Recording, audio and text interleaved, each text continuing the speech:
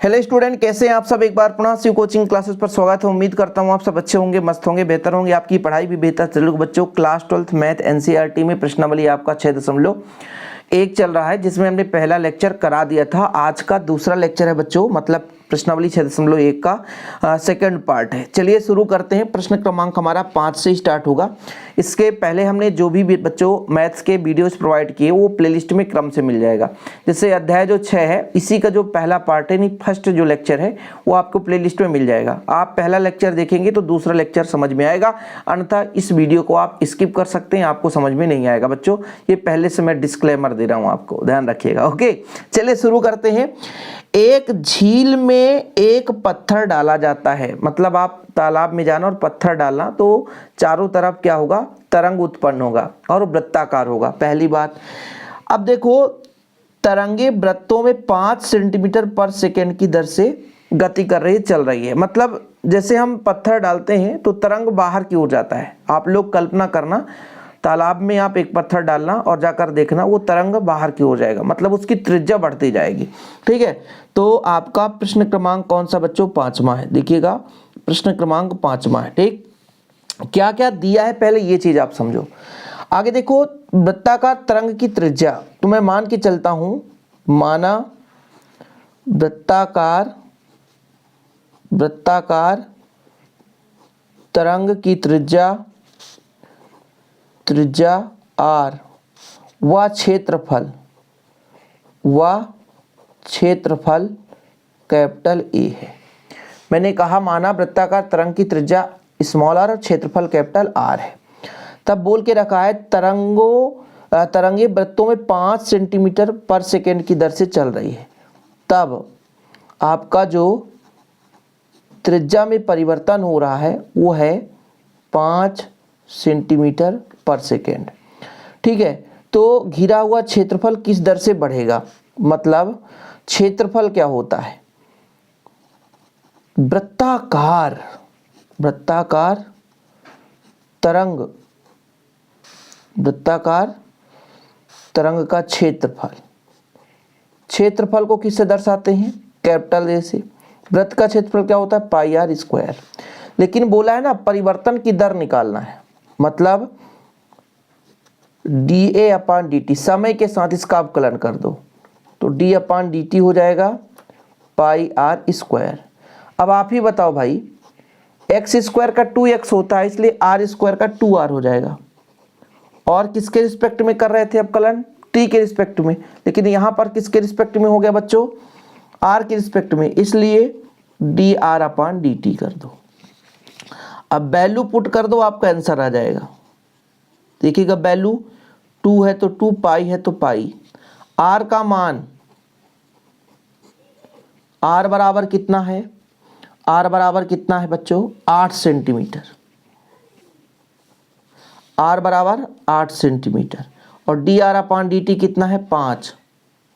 तो कितना आएगा आंसर, देखिए 5 8 40 और 40 दूना 80 सेंटीमीटर। क्षेत्रफल का सेंटीमीटर स्क्वायर सेकेंड का, ये आपका आंसर। अतः लिखना है तो लिख सकते हैं, अतः घिरा हुआ क्षेत्रफल 80 सेंटीमीटर स्क्वायर प्रति सेकेंड की दर से बढ़ रहा है। ठीक है बच्चों, कोई दिक्कत तो नहीं है। चलिए अगला प्रश्न देखिए। एक वृत्त की त्रिज्या देके रखिए 0.7 सेंटीमीटर पर सेकेंड की दर से बढ़ रही है। ठीक है, आपका क्वेश्चन नंबर कौन सा है, प्रश्न क्रमांक आपका बच्चों 6 है। माना वृत्त की त्रिज्या स्मॉल r व क्षेत्रफल कैपिटल A है।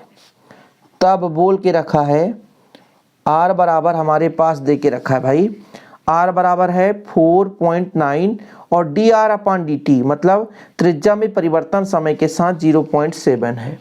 यदि r बराबर 4.9 सेंटीमीटर तथा dr अपान dt दे के रखा है 0.7 सेंटीमीटर पर सेकेंड समय के साथ। अब हम आपसे कह दें वृत्त का क्षेत्रफल ए बराबर कितना हो जाएगा पाई आर स्क्वायर। अब हमें समय के साथ परिवर्तन निकालना है, सही है कि नहीं, यानी डी अपॉन डी टी निकालना है, पाई आर स्क्वायर। अब आर स्क्वायर का 2r होता है तो 2 पाई आर हो जाएगा, बाकी D R upon D T कर दो। यही बोला है ना, क्या बोला है बच्चों? वाह यार, वृत्त की परिधि की वृद्धि की दर निकालना। चलो मैंने यहाँ पे क्षेत्रफल निकाल दिया, तो क्षेत्रफल तो आराम से निकल जाएगा। 2 पाई आर का मान कितना है हमारे अपने पास 4.9 और 0.7।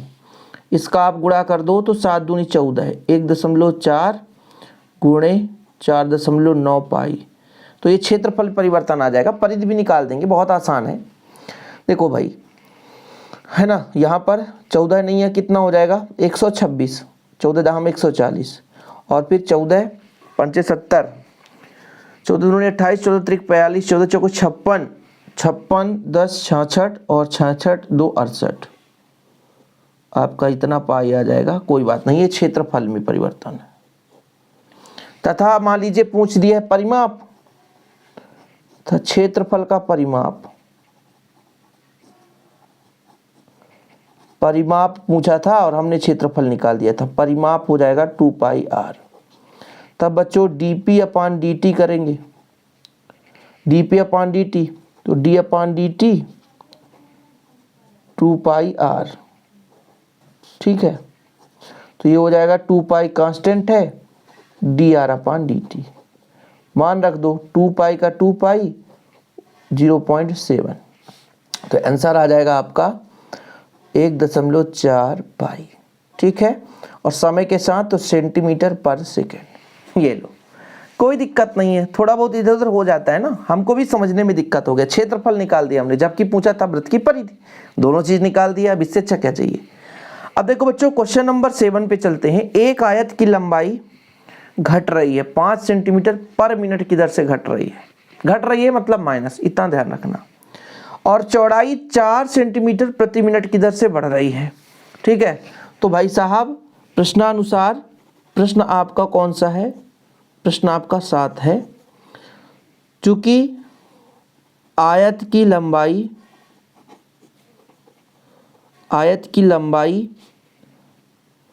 x व चौड़ाई y है, तब बच्चों बोल के रखा है dx अपॉन dt, ये घट रही है 5 सेंटीमीटर पर मिनट,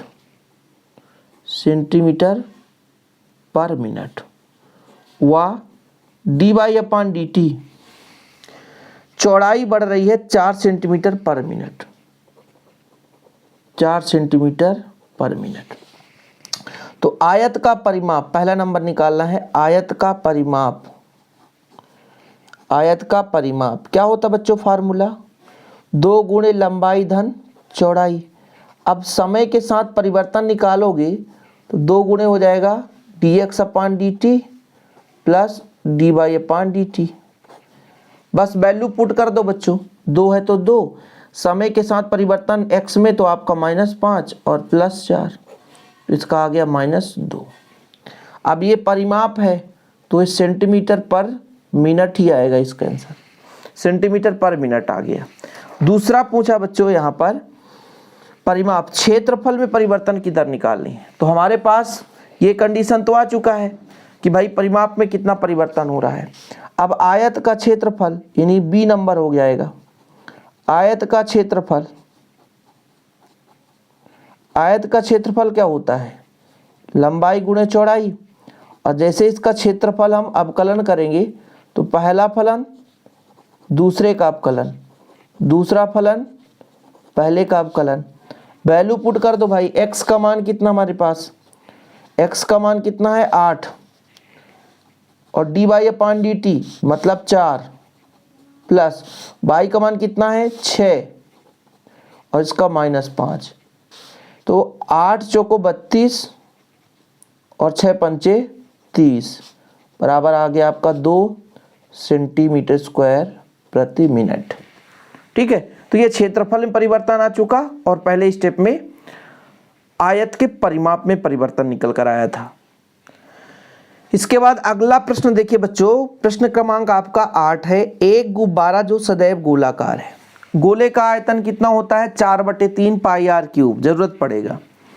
आगे देखिए, एक पंप द्वारा 900 सेंटीमीटर स्क्वायर गैस प्रति सेकंड से भर रही है, यानी फुलाया गया है।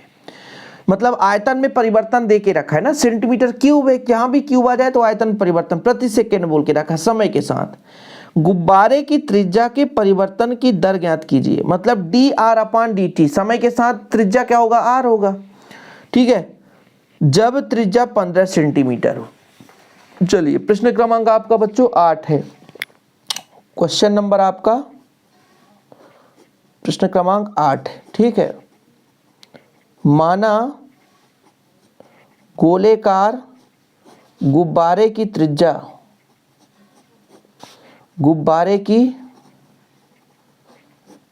r है, तब r बराबर 15 सेंटीमीटर दे के रखा है और आयतन में परिवर्तन दिया समय के साथ 900 सेंटीमीटर स्क्वायर प्रति सेकंड। अब बच्चों गुब्बारे का आयतन बताओ आप, गुब्बारे का आयतन, और आयतन का फार्मूला होता है, गोलाकार है, 4/3 पाई आर क्यूब। समय के साथ परिवर्तन है dv/dt, तो d/dt करोगे 4/3 पाई आर क्यूब का। तो जैसा आपका एक्स स्क्वायर का 2x हो जाता है, एक्स क्यूब का 3x स्क्वायर होता है, क्योंकि 3 सामने आएगा, 3 में 1 घटेगा, सही है कि नहीं? तो इसका अवकलन करोगे बच्चों तो 4/3 पाई तो है ही है, आर स्क्वायर का 3 आर क्यूब का 3r स्क्वायर हो जाएगा और dr/dt हो जाएगा। 3 से 3 कट जाएगा बच्चों, तो आपके पास बचा यहाँ पर हो जाएगा dv/dt का कितना है? 900, और ये आपका पाई है तो पाई रहने दीजिए, r का मान है 15 का स्क्वायर, और फिर आपका dr/dt हो गया। साथ में आपका 4 भी है ना, तो 4 रख दो, 4 पाई। पक्षांतर करो बच्चों, dr/dt कितना निकलेगा? जो भी गुणा में वो भाग में हो जाएगा, तो ये आपका 900 हो जाएगा, बाकी 4 पाई तो वही है, और 15 गुणे 15 हो जाएगा, 15 छक्का 90, ठीक है, ये तो क्लियर है। फिर 15 चौको 60, और फिर ये 4 से 4, मतलब 1/पाई। r है मतलब सेंटीमीटर, समय के साथ सेंटीमीटर पर सेकेंड। यही आपका आंसर हो गया, यही आपका आंसर हो गया। बोला ना त्रिज्या में परिवर्तन की दर निकाल दी बच्चों, त्रिज्या, गुब्बारे की त्रिज्या में परिवर्तन की दर निकालनी थी, निकल कर आ गया, कोई दिक्कत नहीं है। चलिए अगला प्रश्न है, एक गुब्बारा जो सदैव गोलाकार रहता है, त्रिज्या परिवर्तनशील है, त्रिज्या के सापेक्ष आयतन की परिवर्तन ज्ञात की, जबकि r बराबर हमारा 10 सेंटीमीटर। इस बार त्रिज्या के सापेक्ष निकालना है, समय के सापेक्ष अवकलन नहीं करना है, त्रिज्या के सापेक्ष अवकलन नहीं करना है, ठीक है, बहुत ही सिंपल है। प्रश्न हम आप देखते हैं, प्रश्न क्रमांक 9। माना क्या बोला भैया, गुब्बारा गोलाकार गुब्बारे की त्रिज्या कितना है बच्चों? r है, वह आयतन भी है, तब बच्चों तब आपका r बराबर कितना है? 10 सेंटीमीटर, इसलिए r बराबर कितना हो गया? 10 सेंटीमीटर। गुब्बारे का आयतन क्या हो जाएगा? गुब्बारे का आयतन सबको पता है 4/3 पाई आर क्यूब, मतलब ये भी का मान आया है आपका। अब r के सापेक्ष हमको निकालना है, त्रिज्या के सापेक्ष, d/dr 4/3 पाई आर क्यूब। देखिएगा r क्यूब का कितना हो जाएगा? 3r स्क्वायर हो जाएगा, सीधा r के सापेक्ष, 3 से 3 कट गया, कितना हो गया? 4 पाई आर स्क्वायर, मतलब 4 पाई r मतलब 10, 10 गुणे 10 यानी 400 पाई। आयतन में परिवर्तन हो रहा है तो सेंटीमीटर क्यूब पर सेकेंड आ गया, सेंटीमीटर क्यूब पर सेकेंड आ गया, आपका आंसर आ गया। ये प्रश्न क्रमांक 9 है। जब यदि प्रश्न बन रहा होता तो बस 2-2 मिनट का तो खेल रहता है, बाकी तो खत्म है यार, वैसे ही बन जाएगा आपसे। एक 5 मीटर लंबी सीढ़ी दीवार के सहारे झुकी है। सीढ़ी का नीचे का सिरा जमीन के अनुदिश दीवार से दूरी 2 सेंटीमीटर पर सेकंड की दर से खींचा जा रहा है। ठीक है भाई, कोई बात नहीं है। आगे देखो, दीवार पर इसकी ऊंचाई किस दर से घट रही है निकालनी है, जबकि सीढ़ी के नीचे का सिरा दीवार से 4 मीटर की दूरी पर है। देखो, सीढ़ी की लंबाई 5 और दीवार की दूरी सीढ़ी की 4 है, तो जब तक इसका डायग्राम नहीं बनाएंगे तब तक समझ में नहीं आएगा। प्रश्न एक बार अच्छे से पढ़ लो, ठीक है। 5 सेंटीमीटर लंबी सीढ़ी है और दीवार से दूरी 4 मीटर है, और दूरी का जो परिवर्तन है, दीवार से दूरी जमीन के अनुदिश खिसकाया जाता है तो 2 सेंटीमीटर की दर से। ठीक है, कोई बात नहीं है। प्रश्न क्रमांक हमारा कौन सा था बच्चों? प्रश्न क्रमांक 9 हो गया ना, 9 हो गया। अभी हमारा प्रश्न क्रमांक 10 है, ठीक है। तो आपका प्रश्न यहाँ पे 10 है। ठीक सर, 10वां नंबर देखते हैं।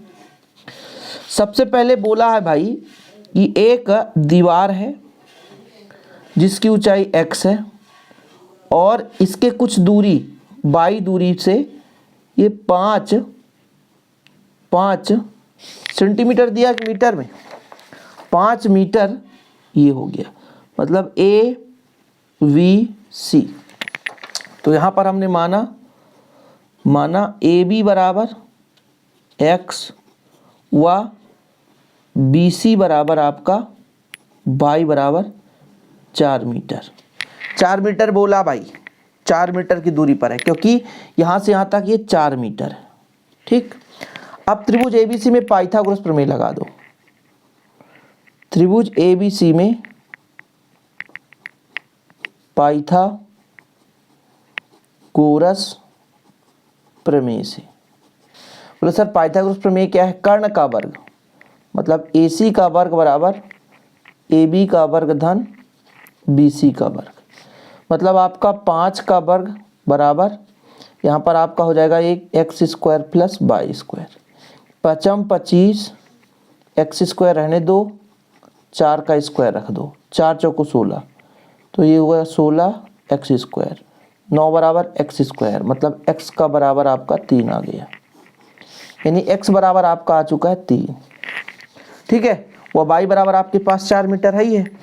अब इसको एक समीकरण दे सकते थे, जैसे इसको समीकरण 1 से, समीकरण 1 में x के t के सापेक्ष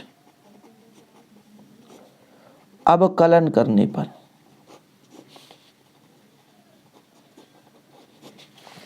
अवकलन करो, 5 का तो 0 हो जाएगा, x स्क्वायर का 2x हो जाएगा और dx अपान dt हो जाएगा। ठीक है, प्लस y स्क्वायर का 2y हो जाता है और dy अपान dt हो जाता है। प्लस का इधर आ जाएगा तो बच्चों अपना माइनस हो जाएगा, -2y dy अपान dt। ठीक है, और इधर हो जाएगा आपका 2x dx अपान dt। अब देखो प्रश्न क्या बोल रखा है, 2 मीटर पर सेकेंड दीवार से दूरी खींचा जाता है, जमीन के अनुदिश इसको खींचा जाता है, मतलब इसको आगे बढ़ाएंगे तो ये बढ़ रहा है, तो दीवार पर इसकी ऊंचाई किस दर से घट रही है, मतलब हमें dx अपान dt का मान निकालना है। इसमें dx अपान dt का मान, dy अपान dt का मान देके रखा है, तो ये 2 से 2 कट गया, तो आपका आ जाएगा dx अपान dt बराबर, ये पक्षांतर हो जाएगा बच्चों, तो -y अपान x dy अपान dt। अब वैल्यू पुट करो, चूंकि dy अपान dt बराबर बोल के रखा बच्चों 2 सेंटीमीटर पर सेकेंड की दर से खींचा जा रहा है, तो यहां पर वैल्यू पुट करेंगे -4 और x का मान हमारे पास 3 है और गुणा में 2 है, मतलब 4 दूना 8 बटा 3 सेंटीमीटर पर सेकेंड, आपका आंसर आ गया। अब कुछ लोग कहेंगे सर माइनस क्यों आया, प्लस आना चाहिए। माइनस इस बात का प्रतीक है क्योंकि वो घट रहा है, माइनस इस बात का प्रतीक है कि वो घट रहा है। यदि बढ़ता बच्चों तो प्लस होता, लेकिन माइनस है मतलब वो कम हो रहा है।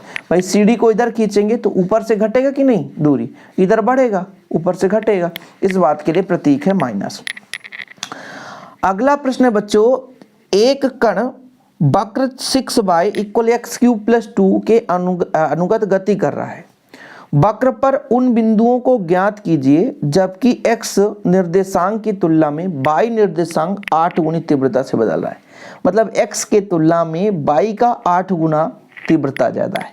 ठीक है बच्चों, प्रश्न पहले अच्छे से समझ लिया करें, इसका आंसर तो आसानी से कर सकते हैं। तो यहाँ पर सबसे पहले तो शुरू करते हैं बच्चों।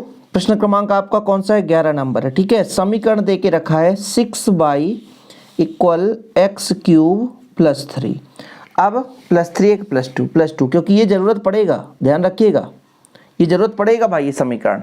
अब यदि मैं x के सापेक्ष, यहाँ पर तो अब कलर नहीं करूंगा, समय के साथ परिवर्तन हो रहा। प्रश्न देखो, तीव्रता बदल रही है तो समय के साथ हम परिवर्तन निकालेंगे।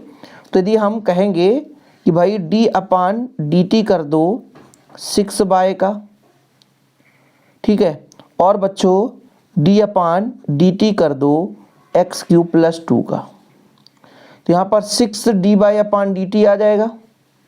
x³ का क्या होता बच्चों? 3x² और फिर dx/dt। बाकी है इसका 0, 2 का 0 कोई मतलब का नहीं।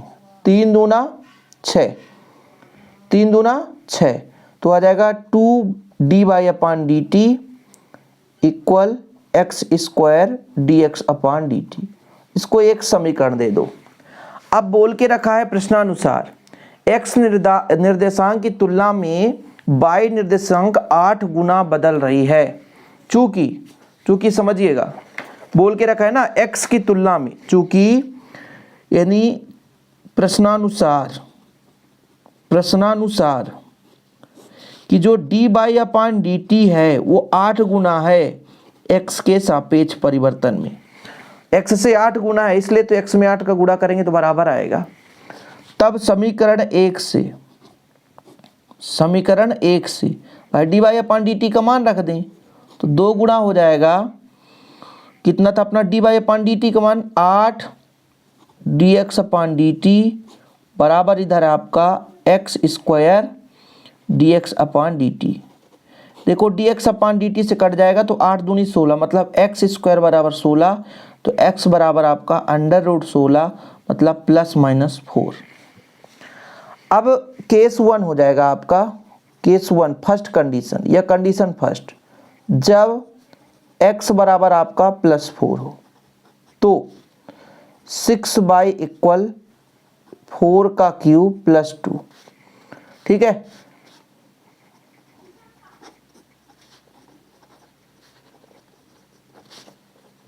इस समीकरण से ले रहे हैं, नहीं तो आप कह दो सर कहाँ से आ गया, पहला समीकरण जो हमने लिया था। ठीक है, तो कितना हो जाएगा? 6y 4 चौको 16, 16 चौको 64 + 2 मतलब आपका 66, तो y बराबर आ जाएगा 66/6 तो 11।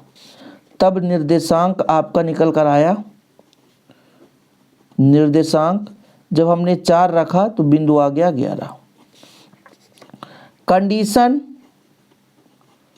सेकेंड, जब x का मान आपका -4 आ जाए तो समीकरण कौन सा था बच्चों? 6y = x³ + 2 से 6y - 4³ + 2, यानी यहाँ पर आ जाएगा -64 + 2, यानी 6y बराबर -62, तो y बराबर -62/6 यानी -31/3, अर्थात निर्देशांक आपका आ चुका है 1। जब हमने -4 रखा तो -31/3। ठीक है, एक निर्देशांक ये आ गया और एक निर्देशांक ये आ गया। तो प्रश्न को एक बार यदि अच्छे से पढ़ लिए तो फिर आंसर तो भाई कोई भी ला सकता है। ठीक है बच्चों, कोई दिक्कत तो नहीं है। हवा के एक बुलबुले की त्रिज्या 1/2 है, r बराबर इतना है। ठीक है, हवा का बुलबुला कैसा होता है? गोला होता है। बुलबुले का आयतन किस दर से बढ़ रहा है जबकि त्रिज्या 1 सेंटीमीटर है? तो प्रश्न तो पढ़ लिए होंगे आप लोग ना। हवा के एक बुलबुले की त्रिज्या, आप लोग थोड़ा सा बुक भी निकाल लिया करो। त्रिज्या में परिवर्तन है और त्रिज्या 1 सेंटीमीटर है। एक बार प्रश्न पढ़ लो, एक बुलबुले की त्रिज्या 1/2 सेंटीमीटर पर सेकंड की दर से बढ़ रही है। बुलबुले का आयतन किस दर से बढ़ रहा होगा बताओ, जबकि त्रिज्या 1 सेंटीमीटर है। यूं इसको आसानी से हम बहुत ही आसानी से सिंपल तरीके से सॉल्व कर सकते हैं बच्चों। प्रश्न क्रमांक आपका 12 है। देखो सबसे पहले त्रिज्या में बुलबुले के त्रिज्या में परिवर्तन, बुलबुला के त्रिज्या में परिवर्तन हो रहा है, मतलब dr/dt बोल के रखा है 1/2 सेंटीमीटर पर सेकेंड समय के साथ है। ठीक सर। अब बुलबुला चूंकि गोलाकार होता है, बुलबुले का आयतन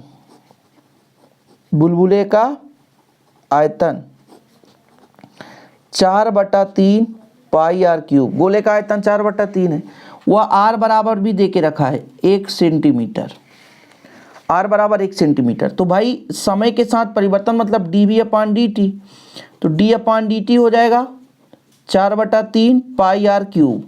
देखो बच्चों आपका 4/3 है तो 4/3 पाई रहने दीजिए, r क्यूब का अवकलन 3r² होगा और चूंकि t के सापेक्ष इसलिए dr/dt हो जाएगा। 3 से 3 काट दो बच्चों तो 4 पाई r² dr/dt, मान रख दो, 4 का 4 रहने दो, पाई का पाई, r² मतलब 1 का स्क्वायर और इसका 1/2, 2 दूना 4 मतलब आ चुका आपका 2 पाई। आयतन में परिवर्तन हो रहा है इसलिए सेंटीमीटर क्यूब प्रति सेकंड, ये आपका आ गया dv/dt। जी हाँ, यही आपका आंसर है, यही आपका आंसर आ जाता है बच्चों। चलिए आगे देखिए, फिर से एक गुब्बारा है जो सदैव गोलाकार है, गोला फिर से आ गया। परिवर्तनशील व्यास, देखो व्यास परिवर्तनशील है 3/2 है ना, फिर 2x धन 1 है। x के सापेक्ष आयतन के परिवर्तन की दर ज्ञात कीजिए। तो निकालना क्या भैया, आयतन के परिवर्तन की दर, व्यास दे के रखा है। अब हम गोले में तो हर एक में यही निकालते थे सर कि गोले की त्रिज्या, अब यहाँ पे त्रिज्या नहीं है तो व्यास की आधी त्रिज्या होती है। ठीक है, तो भाई साहब गोले का व्यास दे के रखा है। ठीक, तो क्वेश्चन नंबर आपका 13 है, गोले का व्यास दिया है, गोले का व्यास जो कि व्यास d होता है, कितना दिया है बच्चों, 3/2 2x + 1। तो त्रिज्या कितना हो जाएगा देखिएगा ना, त्रिज्या मतलब r होता है d/2, मतलब इसका आधा करेंगे तो जब 2 का भाग देंगे 2 दूना 4 हो जाएगा 2x + 1। अब भाई गोले का आयतन कितना होता है, गोले का आयतन बताओ, v बराबर 4/3 पाई r क्यूब। r का मान रखो बच्चों 4/3, r का मान है 3/4 2x + 1 क्यूब कर दो। आगे सॉल्व करो, 4/3 रहने दो, पाई रहने दो, 3 त्रिकाई 9 त्रिक 27, 4 चौको 16, 16 चौको 64 और 2x + 1 का क्यूब। ये 4 से कटेगा तो 16 चौको 64, ठीक है, फिर ये 3 से कटेगा 9 त्रिक 27, मतलब 9/16 पाई 2x + 1 क्यूब। ये आपका भी आ गया।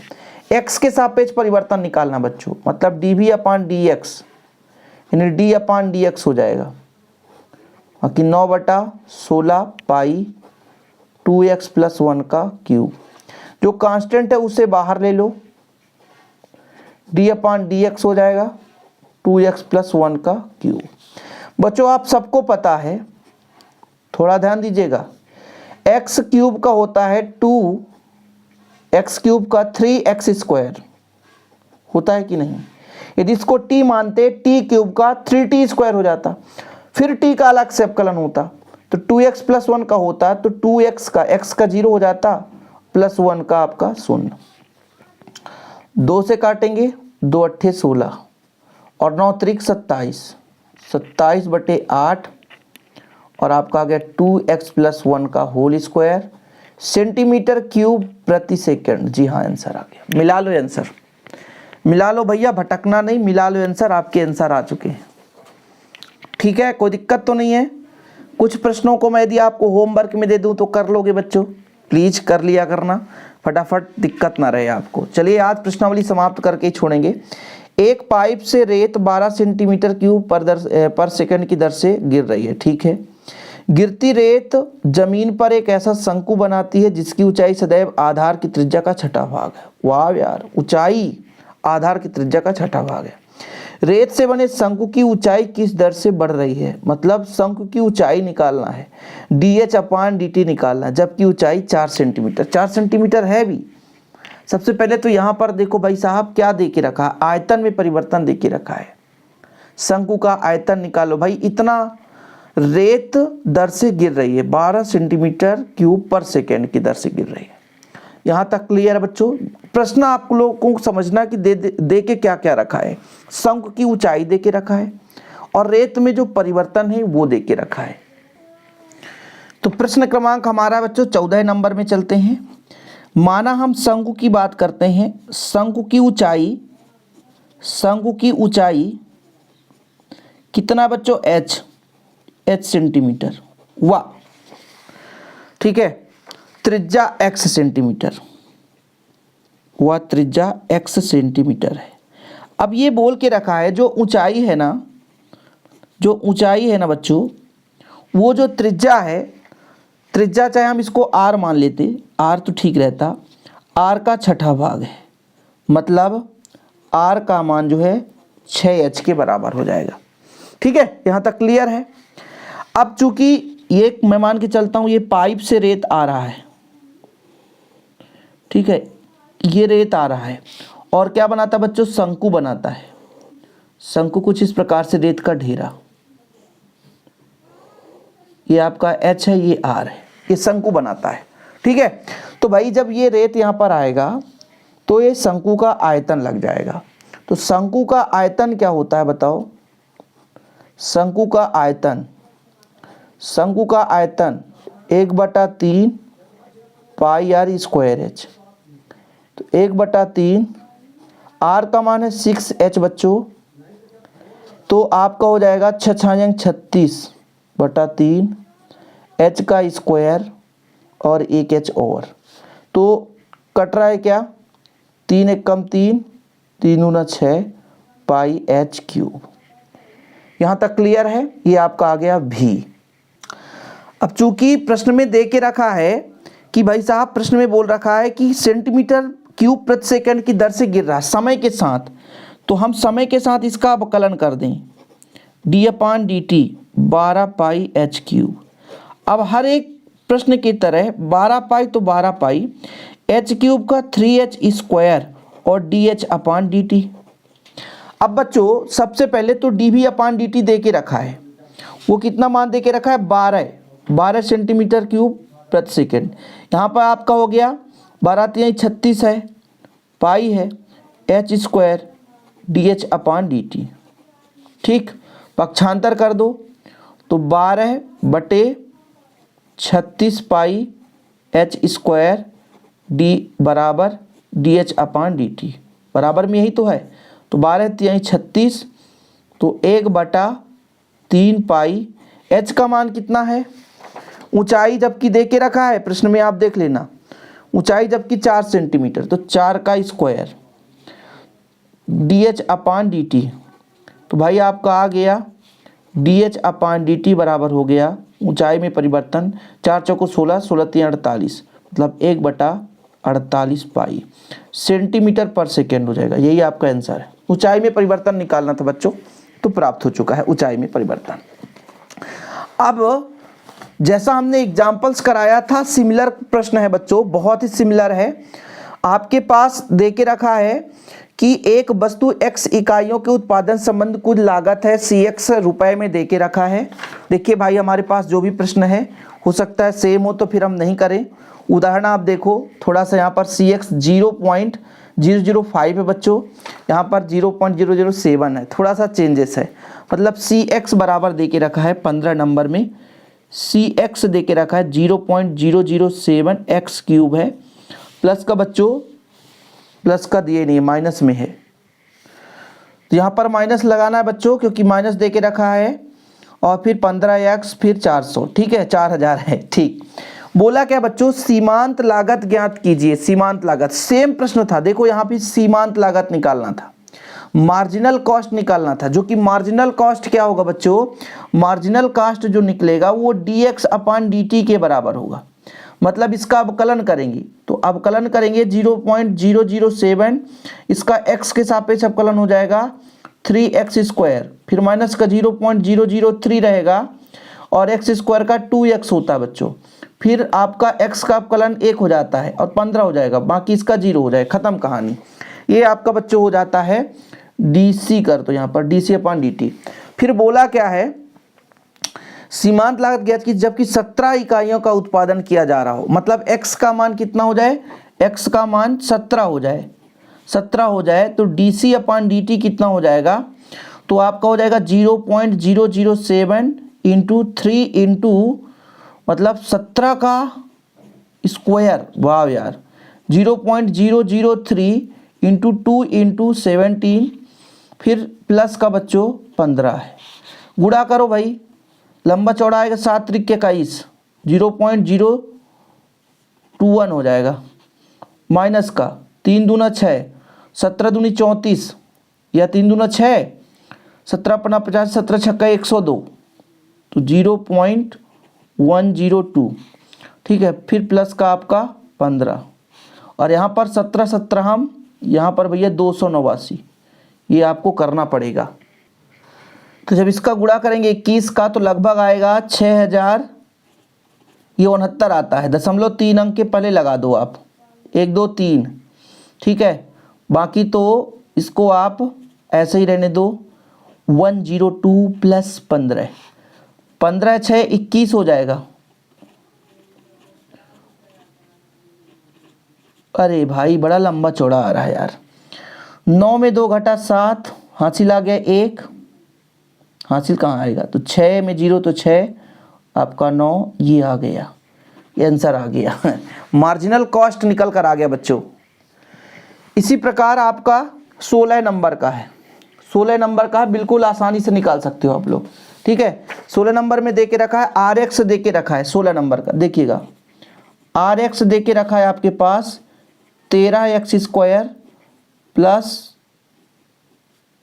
26x प्लस 15, तो हमको क्या निकालना बच्चों, सीमांत आय, सीमांत आय निकालना है, सीमांत आय मतलब dr अपान dx, तो d अपान dx हो जाएगा, इसका अवकलन करेंगे 13x² प्लस 26x प्लस 15, तो इसका हो जाएगा बच्चों 13 दूनी 26x, इसका हो जाएगा प्लस का 26 हो जाएगा, बाकी 15 का 0, कोई मतलब का नहीं है। dr अपान dx बराबर मतलब 26x प्लस 26, अब चूंकि x बराबर हमारे पास दे के रखा है 7, तो जब 7 रखेंगे तो dr अपान dx का मान आ जाएगा 26 गुणे 7 प्लस 26, यानी कुल मिलाकर के बच्चों 26 गुणे 8 कर दो, ठीक है, 26 गुणे 8 कर दो तो आ जाएगा आपका 6 8 48 की 8, हासिल 4 और 8 दूनी 16, 16 4 20, ये आंसर आ गया, ठीक है। 16 नंबर का बहुत ही सिंपल है बच्चों। इसके बाद 17 18 का चयन करना है, फटाफट चलिए शुरू करते हैं। 17 18 प्रश्नावली समाप्त करना है, भले ही लंबा चौड़ा लग जाए। देखो बोला वृत्त की त्रिज्या r, वृत्त की त्रिज्या दे रखा है, वृत्त की त्रिज्या r बराबर कितना बच्चों, 6 सेंटीमीटर, 6 सेंटीमीटर। तो क्षेत्रफल में परिवर्तन की दर, तो क्षेत्रफल होता है πr², तो dA अपान परिवर्तन की दर, ठीक है, dA अपान dr कर दो, ठीक, तो कितना हो जाएगा आपका, किसके सापेक्ष, r के सापेक्ष है ना, तो d अपान dr πr², तो ये हो जाएगा 2πr, और पाई का मान कितना रखेंगे बच्चों, पाई का मान रखना ही नहीं, r का मान 6 रखो, तो 6 दूनी 12 पाई सेंटीमीटर स्क्वायर प्रति सेकेंड, 12 पाई सेंटीमीटर स्क्वायर प्रति सेकेंड, ठीक। इसके बाद ये आपका, इसका आपका होमवर्क है बच्चों, x के सापेक्ष अवकलन करना और 15 का मान रख देना, आंसर आ जाएगा, ओके। इसका आप लोगों को होमवर्क है, 17 नंबर स्वतः करेंगे। उम्मीद करता हूँ कि आज का सेशन बड़ा लंबा चौड़ा हो गया, लेकिन कंप्लीट भी हुआ तो मुझे मज़ा तो आया होगा भाई। समय लगे भले ही, लेकिन कंप्लीट तो हो गया ना, प्रश्नावली कंप्लीट हो गया, क्योंकि इसी को 2 लेक्चर में कंप्लीट करता तो फिर अगला प्रश्नावली आपको थोड़ा सा देर हो जाता। अब वर्धमान और ह्रासमान में पहुंच जाएंगे। 6 आपका 2 आ जाएगा और 6.2 भी 2 लेक्चर में कंप्लीट होगा। भाई लंबे चौड़े हैं। 6.3 में तो बहुत सारे प्रश्न हैं यार, फिर 6.4 है, फिर 6.5 है। ठीक है, चलने दीजिए फटाफट, जितने भी प्रश्न हैं हम करेंगे, अभी लंबा चौड़ा कुछ भी है। जल्द से जल्द आपका 6.5 कंप्लीट होगा बच्चों, 2-4-10 दिन में। किसी बच्चे ने कमेंट किया था सर कोर्स कब तक होगा, कोर्स। तो देखो बच्चों, दिसंबर में कोर्स तो फिजिक्स केमिस्ट्री का कंप्लीट हो जाएगा, ये मैंने पहले भी वादा किया था और हो भी जाएगा, ये मैं गारंटेड कहता हूँ, भले मुझे चाहे 4 वीडियो देना पड़े।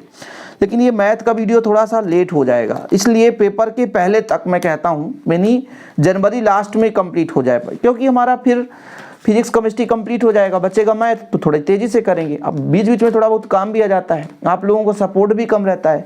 अब आप ही बच्चों शेयर कर दो, जो 200 बच्चे पढ़ रहे हैं पर डे, वो यदि 500 बच्चे पढ़ने लग जाए तो हमें भी थोड़ा सा मोटिवेशन मिले। आप लोगों को लगता होगा कि भर भर के व्यूज आए तभी आपका कल्याण होगा, उससे भी लेन देन नहीं है। कम से कम 500 बच्चे आ जाएं, मैं बहुत खुश रहता हूँ। तो थोड़ा सा शेयर और कर दिया करो यार, है ना, मोटिवेशन मिलता है इससे। ठीक है, चलिए मिलते हैं अगली वीडियो के साथ। जय हिंद, वंदे मातरम। डिस्क्रिप्शन पे ऐप का लिंक है, डाउनलोड जरूर कर लेना।